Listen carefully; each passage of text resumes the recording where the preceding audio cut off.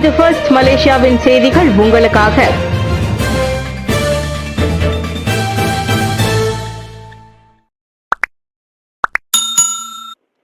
டிசம்பருக்குள் 2 லட்சம் பேரை திவால் பிரச்சனையில் இருந்து விடுவிக்க அரசாங்கம் இலக்கு.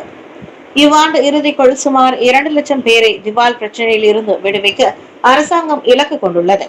இதுவரை சுமார் 1,86,000 பேர் இப்பிரச்சனையில் இருந்து விடுபட்டுள்ளதாக சட்டம் மற்றும் கழக சீர்திருத்தத்திற்கான பிரதமர் துறை அமைச்சர் doctor Sri Azalina Ottoman side தெரிவித்தார். பாதிக்கப்பட்ட குழுவினர் தங்கள் வாழ்க்கையை தொடர 2வது வாய்ப்பை வழங்க அரசாங்கம் மேற்கொண்ட முயற்சிகளை தொடர்ந்து மலேசிய திவால் துறையிடம் இருந்து இந்த பதிவுகள் பெறப்பட்டதாக அவர் கூறினார். இவ்வருட இறுதிக்குள் எங்களின் கணக்குப்படி 2 லட்சம் பேரை விடுவிக்க முடியும் என்று நம்புகிறோம். அது மொத்த எண்ணிக்கையாகும். 186 சேர்த்து 200 அல்ல, மொத்தமாக அது 2 லட்சம் பேரை இலக்காக கொள்ள முடியும் என்று நம்புகிறோம் என்றார் அவர். நேற்று ஷா அலாமில் உள்ள மாரா தொழில்நுட்ப பல்கலைக்கழகத்தில் 2025ஆம் ஆண்டுக்கான பொது மற்றும் தனியார் உயர்கல்விக் கழகங்கள் அளவிலான நிதி கல்வியறிவு முதன்மை திட்டத்தை தொடக்கி வைத்த பின்னர் அவர் செய்தியாளர்களிடம் அவ்வாறு குறிப்பிட்டார். தான் ஸ்ரீ தம்பிராஜா மறைவு சமூகத்திற்கு பெரிய இழப்பு. டாக்டர் ஸ்ரீ சரவணன் தான் ஸ்ரீ நடராஜா. ஸ்ரீ முருகன் கல்வி நிலையத்தின் தோற்றுநர் பேராசிரியர் தான் ஸ்ரீ டாக்டர் எம் தம்பிராஜா அவர்களின் மறைவு சமுதாயத்திற்கு பெரிய இழப்பாகும். கல்வி உருமாற்ற சிந்தனைக்கும் வளர்ச்சிக்கும் அன்னார் ஆற்றிய பங்கு அளப்பரியது என மாய்காவின் தேசிய துணைத் தலைவரும் தாபா நாடாளுமன்ற உறுப்பினருமான டாக்டர் ஸ்ரீ எம் சரவணன் தெரிவித்தார். டாக்டர் தம்பிராஜாவின் மறைவினால் துயருறும் அவரின் குடும்பத்தினர் மற்றும் நண்பர்களுக்கு தனது ஆழ்ந்த இரங்கலையும் அனுதாபத்தையும் தெரிவித்துக் கொள்வதோடு அன்னாரின் ஆத்மா சாந்தியடைய பிரார்த்திப்பதாகவும் சரவணன் வெளியிட்ட இரங்கல் செய்தியில் தெரிவித்தார். இதனிடையே கல்வி மேம்பாட்டிற்காக தூர நோக்கு சிந்தனையுடன் செயல்பட்ட உன்னத மனிதர் காலம் சென்ற டாக்டர் எம் தம்பிராஜா என கோலாலம்பூர் ஸ்ரீ மகா மாரியம்மன் கோவில் தேவஸ்தானத்தின் தலைவர் தான் சி ஆர் நடராஜா புகழாரம் சூட்டினார். ஸ்ரீ முருகன் நிலையத்தின் மூலம் இந்திய மாணவர்களின் கல்வி வளர்ச்சிக்காக பாடுபட்டு வாழும் சகாப்தமாக வாழ்ந்தவர் பேராசிரியர் தம்பிராஜா என தனது இரங்கல் செய்தியில் நடராஜா தெரிவித்தார். ECRL கம்பிகள் திருட்டு போலீஸ் கடுமையாக கருத வேண்டும். கிழக்கு கரை ரயில் பாதை திட்டம் ECRL தளத்தில் மின் கம்பிகள் களவாடப்படுவதற்கு எதிராக அரசு மலேசிய போலீஸ் படை PDRM தீவிரமாக செயல்பட வேண்டும். ஏனெனில் இச்செயல் சம்பந்தப்பட்ட திட்டத்தின் சீரான இயக்கம் மற்றும் செயல்பாட்டினை பாதிக்கக்கூடும் என்று போக்குவரத்து அமைச்சர் ஆந்தோனி லோக் தெரிவித்தார். இந்த விவகாரம் குறித்து உள்துறை அமைச்சர் டாக்டர் ஸ்ரீ சைஃபுடின் நசுத்தியோன் இஸ்மாயிலிடமும் தாம் தெரிவித்து விட்டதாக ஆந்தோனி லோக் கூறினார். மின்கம்பி களவாட நடவடிக்கை பொது அமைதி மற்றும் பாதுகாப்பை பாதிக்கும் என்பதால் அதை சாதாரண திருட்டு சம்பவமாக கருத முடியாது என்றும் அவர் குறிப்பிட்டார். இவ்விவகாரம் பொது பாதுகாப்பை உட்படுத்தியதாகும். இத்தகைய நடவடிக்கை பொது அமைதியையும் பாதுகாப்பையும் பாதிக்கிறது. இதை களைய கட்டாயமான சட்டங்களின் கீழ் வலுவான நடவடிக்கை எடுக்கப்பட வேண்டும். அதை நான் போலீசிடமே ஒப்படைத்து விடுகிறேன். இதன் தொடர்பில் நடவடிக்கை எடுப்பது அவர்களை பொறுத்தது. ஆனால் இதை ஒரு சுலபமான காரியமாக எங்களால் எடுத்துக்கொள்ள முடியாது என்றார் அவர். மின்கம்பிகள் களவாடப்படும் நடவடிக்கைகளை தடுக்க மலேசிய ரயில் இணைப்பு MRL நிறுவனமும் அனைத்து ECRL திட்ட தளங்களிலும் பாதுகாப்பு நடவடிக்கைகளை பலப்படுத்தும் என்று லோக் கூறினார். எந்த ஒரு தீர்மானத்தையும் சமர்ப்பிக்க தொகுதிகளுக்கு அனுமதி உண்டு. அம்னோ பிரதிநிதி கூட்டத்துடன் இணைந்து எந்த ஒரு தீர்மானத்தையும் சமர்ப்பிக்க அக்கட்சியின் அனைத்து தொகுதிகளுக்கும் அனுமதி உண்டு.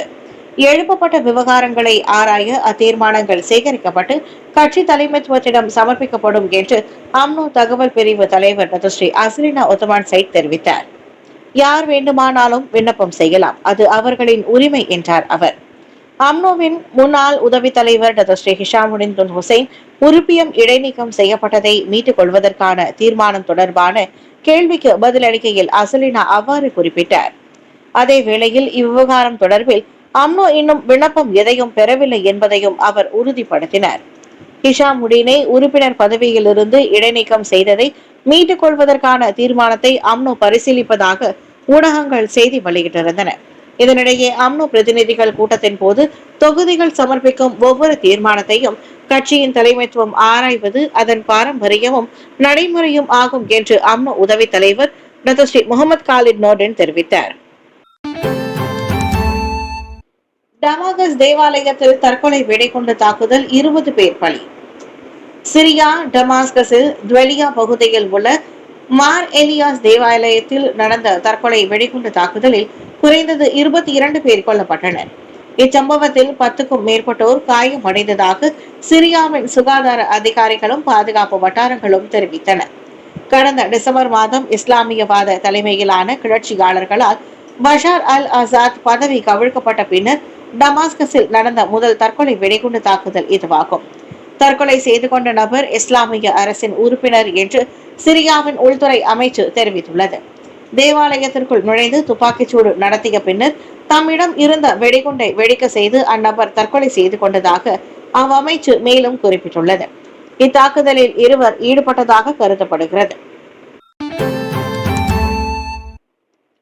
போலீஸ் படை தலைவர் குறித்த தவறான தகவலை உள்துறை அமைச்சு ஆராயும்.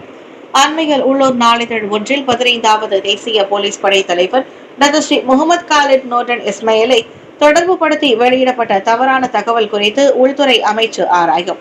சம்பந்தப்பட்ட ஊடகத்துடனான சட்ட நடவடிக்கை மற்றும் சந்திப்புகள் உட்பட அனைத்து கோணங்களிலும் உள்துறை அமைச்சு இவ்விவகாரத்தை கவனிக்கும் என்று அதன் அமைச்சர் டாக்டர் ஸ்ரீ சைஃபுடின் அசதியோன் இஸ்மாயில் தெரிவித்தார். புத்ரஜயாவில் நேற்று உள்துறை அமைச்சின் மாதாந்திர கூட்டத்திற்கு பிறகு செய்தியாளர் சந்திப்பில் அவர் அவ்வாறு கூறினார். கே அடிலான் கட்சியின் உச்சம் ஒன்ற உறுப்பினராக முகமது காலிடை தொடர்பு படுத்தி அண்மையில் உள்ளூர் நாளிதழ் ஒன்று தவறான விளக்கப்படத்தை வெளியிட்டது குறித்து சைஃபுதீன் வருத்தம் தெரிவித்துள்ளார். நாட்டின் மிகப்பெரிய அமலாக்க நிறுவனத்தில் உள்ள உயர் அதிகாரியின் நற்பெயரை உள்ளடக்கிய இந்த விவகாரம் கடுமையான தவறாக அவர் குறிப்பிட்டார். இதனிடையே இதே விவகாரம் குறித்து கருத்துரைத்த முகமது காலிட் தனது 40 ஆண்டுகால சேவையில் இதுவரை தாம் எந்தவொரு அரசியல் நடவடிக்கையிலும் ஈடுபட்டதில்லை என்று வலியுறுத்தினார். சிறந்த கல்வியாளர் தான்சி டாக்டர் தம்பிராஜாவை நாடு இழந்துவிட்டது. தான்சி விக்னேஸ்வரன் அஞ்சலி. பேராசிரியர் தான்சி டாக்டர் எம் தம்பிராஜா மறைந்ததன் மூலம் மலேசியா ஒரு சிறந்த கல்வியாளரை இழந்துவிட்டது என மாய்காவின் தேசிய தலைவர் தான்சி எஸ் ஏ விக்னேஸ்வரன் தெரிவித்துள்ளார். ஸ்ரீ முருகன் கல்வி நிலையத்தின் தோற்றுவிப்பாளரும் கல்வியாளருமான பேராசிரியர் டாக்டர் எம் தம்பிராஜா நேற்று காலை காலமானதை தொடர்ந்து அவரது வீட்டிற்கு சென்று அஞ்சலி செலுத்திய பின்னர் விக்னேஸ்வரன் இதனை தெரிவித்தார். கல்வி ஆன்மீகம் வாயிலாக இந்திய சமுதாயத்தை உயர்த்த முடியும் என்ற தூர நோக்கு சிந்தனையில் ஸ்ரீ முருகன் கல்வி நிலையத்தை தான் ஸ்ரீ தம்பிராஜா தோற்றுவித்தார். கிட்டத்தட்ட 42 ஆண்டுகளாக இந்திய சமுதாயத்தினரிடையே மிகப்பெரிய கல்வி புரட்சியை அவர் ஏற்படுத்தியுள்ளார். ஒவ்வொரு வீடும் ஒரு பட்டதாரியை உருவாக்க வேண்டும் என்பது அவரது தொலைநோக்கு சிந்தனையாக இருந்தது. CAAM-ஐ PPDSP ஆக மாற்றும் திட்டத்திற்கு அங்கீகாரம். மலேசிய பொது விமான போக்குவரத்து ஆணையம் CAAM-ஐ வரும் ஆகஸ்ட் 1ஆம் தேதி தொடங்கி ஊதியம் பெறும் தனி மற்றும் விலக்கப்பட்ட சட்டப்பூர்வ அமைப்பு PPDSP ஆக மாற்ற அரசாங்கம் இணக்கம் தெரிவித்துள்ளது. கடந்த ஜூன் 11ஆம் தேதி அமைச்சரவை இந்த விவகாரத்திற்கு ஒப்புதல் அளித்துள்ளதோடு CAAM-ஐ PSDDP ஆக மாற்றும் பரிந்துரையும் அங்கீகரித்ததாக போக்குவரத்து அமைச்சர் அந்தோனிலோ தெரிவித்தார். நேற்று புத்ரஜயாவில் நடைபெற்ற செய்தியாளர்கள் சந்திப்பில் பேசிய அந்தோனிலோ நாட்டின் விமான போக்குவரத்து கழகத்தை வலுப்படுத்த அரசாங்கம் மேற்கொண்டு வரும் தொடர்ச்சியான முயற்சிகளுக்கு ஏற்ப இந்த முடிவு எடுக்கப்பட்டுள்ளதாக தெரிவித்துள்ளார்.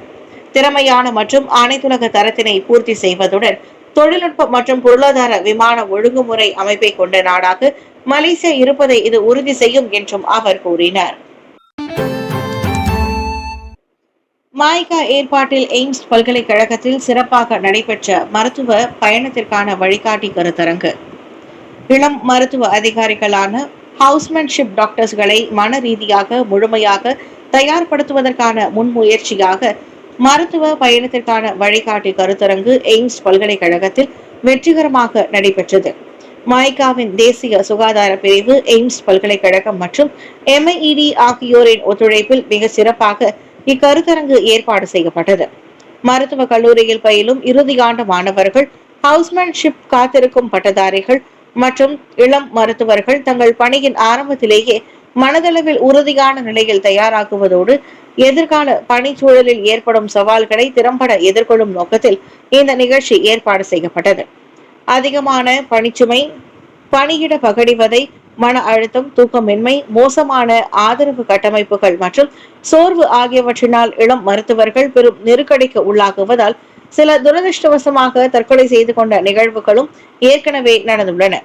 இளம் மருத்துவ பட்டதாரிகள் எவ்வாறு எதிர்கொள்வது என்ற நோக்கத்தில் இந்த நிலையை உணர்த்தி மனநல விழிப்புணர்வை ஏற்படுத்தி தீர்வுகள் நோக்கி முன்னேற வழிகாட்டியாக இந்த நிகழ்வு அமைந்தது.